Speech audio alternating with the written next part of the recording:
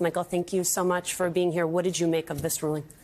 I think the ruling was just and fair. I think Judge Engoron lays out everything in this 90-plus page decision, especially on page 41, which references me in the fact that I told the truth.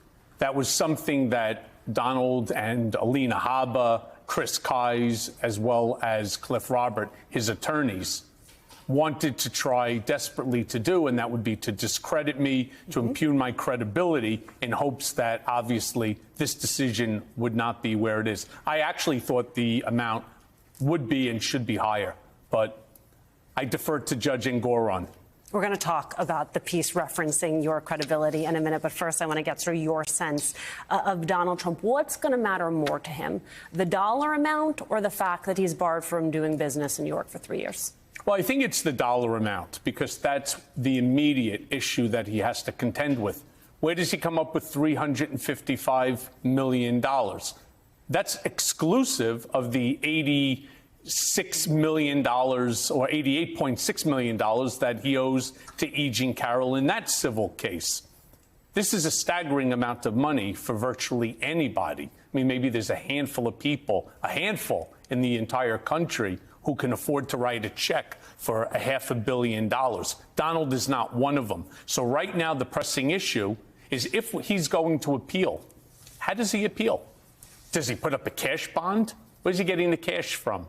He's not going to find somebody to bond it for him. He couldn't find somebody to bond $5.3 million in the E. Jean Carroll case.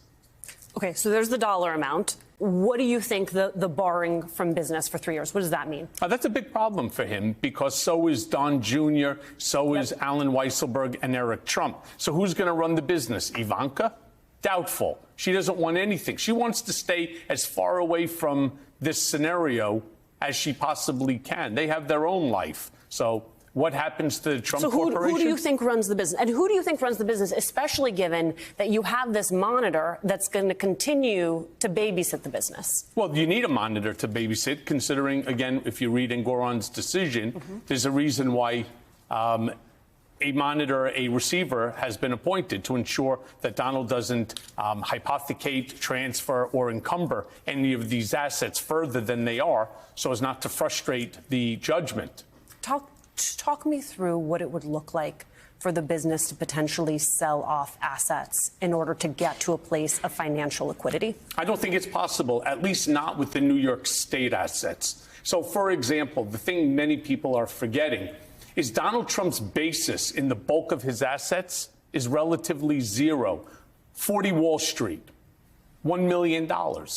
The parking lots that he owns, the restaurants, they were all taken as the sponsor when he was developing the properties. So he has a zero basis in that. You're going to have capital gain tax on the differential when they get sold. No different than anybody would pay. So chop it by 40% or 50%. So that $240 million asset is $120 million clean. But then you have mortgages on it. None of these assets aren't encumbered by a mortgage. So it's very little. All the assets in New York, if they were sold, I don't think cover the $355 million. So to just underscore what you're saying, he's stuck. That's a great way to describe it, and I'm going to use your language. He's stuck. So what happens to Donald Trump when he gets stuck? Oh, well, he goes into complete and total panic mode. But Donald's theory right now, the only out for him, both financially as well as criminally, regarding incarceration, is if he wins the election. He's not running for the presidency of the United States to do good for the United States. He wants to do, and the only way he can do good for himself is to win the presidency. This is all about running for the purpose of saving himself. This ruling is dense, right? It is a lot of numbers. It's a lot of accounting of properties, which is perhaps why I was most struck by something that was a little bit more qualitative. I want to read directly from the ruling. It gets to the mindset of your former boss. Quote, "The English poet Alexander Pope first declared, 'To err is human, to forgive is divine.' Defendants apparently are of a different mind. After some 4 years of investigation and litigation, the only error inadvertent, of course, that they acknowledge is the tripling of the size of the Trump Tower penthouse, which cannot be gainsaid. Their complete lack of contrition and remorse borders on pathological. They are accused only of inflating asset values to make more money. The documents prove this over and over again. This is a venal sin, not a mortal one. Defendants did not commit murder or arson. They did not rob a bank at gunpoint. Donald Trump is not Bernard Madoff, yet defendants are incapable of admitting the error of their ways. Instead, they adopt a see no evil, hear no evil, speak no evil posture that the evidence belies. How does this square with the MO of the person you used to work for?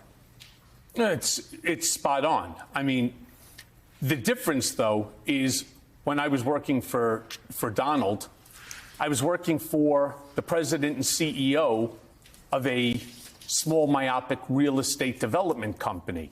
It's not the same as working for somebody who's the president of the United States. As a result, Donald has never, ever been able to admit error. He's never admitted error once, not when he was president CEO at the Trump org or when he was president of the United States. He is incapable of error, and as a result of that inability, we end up with this 90-plus page decision. He's incapable of error, but it goes beyond him. I mean, there is no one who is a part of the organization who's willing to step up and say, okay, there were some mistakes here. I did. I mean, the truth— I mean, actively a part of the organization, but yes, go ahead. Right. That's because they're fearful for their job. If you say the wrong thing, you're terminated the very next day. With Donald Trump, your job was never secure. You're only as good as what you achieved yesterday. And everyone is in competition in order to get credit from him so that you get a thumbs up, you get a notch in the belt. And that's another day that you're there to work. So you have the two older sons required to pay some money out of $4 million each. $4 million each. You have Weisselberg, the only non-family member, who's being ordered to pay a fine. $1 million. Why hasn't he flipped? Alan Weisselberg is an unusual guy. He's been working for Trump for 50 years. Donald inherited him from his father, Fred, when Donald asked to borrow money to go into the business. Fred didn't trust Donald with money, and so he gave him his bookkeeper. He has been with Donald side by side at the Trump Organization. They were always known as frickin' frack. If Alan told you something, well, I think Donald's going to say this to you, you knew he was going to be saying it to you that day because they've already discussed it. If you knew you were getting a limited or a reduced bonus, Alan already knew about it because they went through it. I mean, Alan and Donald were one. Frickin' frack. He wasn't going to burn the hand that has fed him for the last 50 years. Let's go back to you and what this all means for you. You were specifically mentioned in the ruling. As you said, I want to read from it. This fact finder does not believe that pleading guilty to perjury means that you can never tell the truth. Michael Cohen told the truth. I just wonder what this journey has been like for you from Trump fixer to now testifying against him, and what it means to you to have Engoron saying, I believe you. Well, because I was telling the truth. Engoron wrote, it's almost like two full pages in this decision, from pages 41 to 43. The decision is important for me because what most people don't know is what the perjury, for whatever the reason is, they refuse to keep acknowledging what I had lied to Congress about. I lied to Congress about the number of times that I claimed to have spoken to Donald about the failed Trump Tower Moscow real estate project. I stated 3 times because that's what Donald wanted me to say. De minimis, de minimis, de minimis, as it related to Russia. That was staying on message, which was something I was stupid to do, but I did it anyway. The true answer is I spoke to him about it 10 times. That's the perjury. That's the perjury, and why people refuse to acknowledge it. Then they started to attack me at the trial. Alina Habba thought she had an Ironside moment, an aha, I gotcha, when they asked me if what I had told Judge William H. Pauley, the sentencing judge in my case, when they asked me if I had lied to him, and I did. I pled to tax evasion and misrepresentation to a bank. Throughout my entire documents, the sentencing report, all the way on, I stated the same thing. I never committed tax evasion. At most, it would be a tax omission. Every dollar was deposited in Capital One Bank that was located at the base of the building that I live in. Every bank statement was given to my CPA. His job was to reconcile the bank accounts, and he told me what to pay. So I did. It's the way everybody does it. They used it as a let's get Michael Cohen. Donald Trump was behind it. No different than they were behind the unconstitutional remand of me back to Otisville because I refused to waive my First Amendment constitutional right, that I refused to sign what's called an FLM, a federal location monitoring agreement that didn't even exist. It was a made-up document. They basically asked me to sign a document that's not legitimate, it's not real. When I refused to do it, they had the marshals waiting for me, and they remanded me back to Otisville for another 15, 16 days of solitary confinement. You have Engoron validating your credibility in a civil fraud trial. What does that mean as we look forward to some of Donald Trump's criminal cases? Well, first, thank you, Judge Engoron, because it's true. It's a true statement, and I do appreciate it, as I appreciated Tish James credited me for starting this. What does it mean going forward for what will be the first criminal case to confront Trump? That's March 25th, where I am going to be a witness. I've been subpoenaed to testify. Otherwise, I wouldn't have. Without a subpoena, I wasn't testifying at all. But what does it do? It validates everything that I've been saying all along, whether it was to the Mueller report, to the 7 congressional committees I spoke to the Manhattan District Attorney, to the New York Attorney General. It validates everything that I've been saying all along. Well, that Donald Trump's a con man, he's a cheat, and many other things. Well, let's talk about the case. It was reported that you met with prosecutors in the DA's office this week. Did you? I did. Anything you can share about those conversations? I can't. I've been asked, obviously, not to share anything in regard to the meetings, the sum and substance of the meetings. As you know, Donald Trump has said that what happened in the hush money payments wasn't a crime. You went to jail for it. I'm sure you see it slightly differently. I do see it slightly different, and I think that the country should see it differently as well. Do you see it as election interference? I do. I think that what we did by stopping Stormy Daniels from coming forward and doing the NDA, I think what it did is it did not give the American public all the information to make a decision whether that's the person that they wanted for the presidency.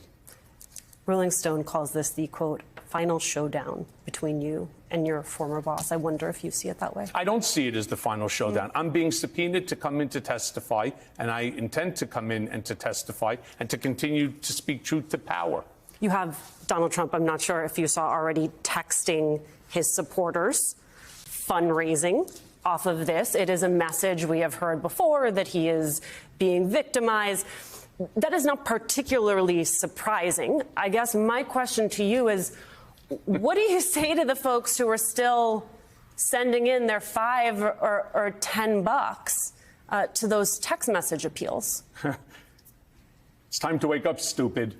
All right? This isn't a joke. This is a man who has himself come forward and stated that he intends to rewrite the Constitution, that he wants to destroy our tripartite system of justice. He wants to get rid of the judiciary and the legislature. He wants to confer all power to himself, to the executive branch, that he's going to use the military SEAL Team 6 to go after critics. He wants to execute General Mark Milley, Joint Chief of Staff. Is this who you want to support? You have nothing better to do with your money? Give it to charity. But he's a billionaire. He doesn't need your charity, so don't give it. If it makes you feel any better, I have already put evac on alert. He's ready to go if it comes to that. General, I can assure you. Hey, General, let me into the war room to see you, so I had to hack my way onto this frequency. This better be critical, Wheelie. Sir, come on, when is it not, please? Okay, couple of things. I'm running low on the dough. I was thinking about taking a couple of months sick leave, maybe starting today. And, oh yeah. I intercepted a transmission from Megatron. Then send it through. Yes, sir, right away, sir. And so I was so damn weird going on the other stuff. This is your last warning, insects. Relinquish what remains of the Allspark. So who's the insect? You? What? Who's the insect? Protect you. They were defeated on our world. and we will defeat them here. The Megatron. This was just a diversion.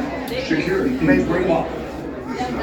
Ravage, he's already inside. Deeds! Give me an update on that reserve. Boss readiness. What was his name? What was it? Evac, sir. Right, evac.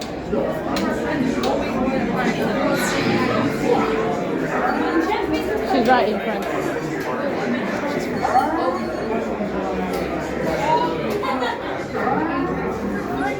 We are facing a heavy sustained attack. They appear to be after the All-Star.